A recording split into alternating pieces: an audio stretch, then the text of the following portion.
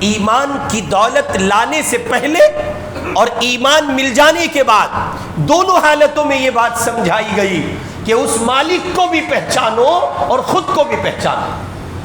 تمہارے اندر جواہر رکھے گئے ہیں، صلاحیتیں رکھی گئی ہیں، عقل و فہم سے تمہیں مرکب کیا گیا، عقل و شعور سے تمہیں مرکب کیا گیا، دانش مندی کا جوہر تمہاری جھولی میں ڈال دیا گیا۔ تم انسان ہو، انسان پہچانو۔ خدا تمہارے لیے قرآن میں کہہ رہا ہے لَقَدْ خَلَقْنَا الْإِنسَانَ فِي أَحْسَنِ تَقْوِيمٍ۔ کیسا پیارا چہرہ بنایا ہے، کیا خوبصورت تخلیق کی ہے۔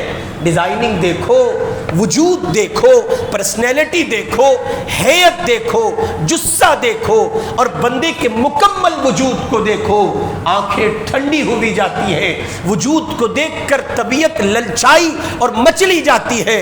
یہ کیسا حسین شاہکار ہے اللہ رب العزت والجلال کی تخلیق کا۔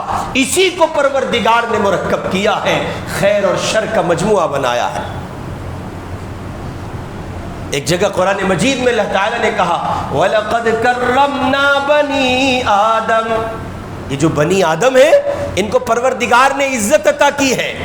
انسان ہونا عزت کی بات ہے، انسان ہونا شرف کی بات ہے، انسان ہونا فخر کی بات ہے، اعزاز کی بات ہے، مقام کی بات ہے، حیثیت کی بات ہے، معنویت کی ایک بات ہے۔ اللہ نے بقیہ تمام مخلوقات سے ممتاز کیا ہے، انسان بنایا ہے فی احسن تقویم۔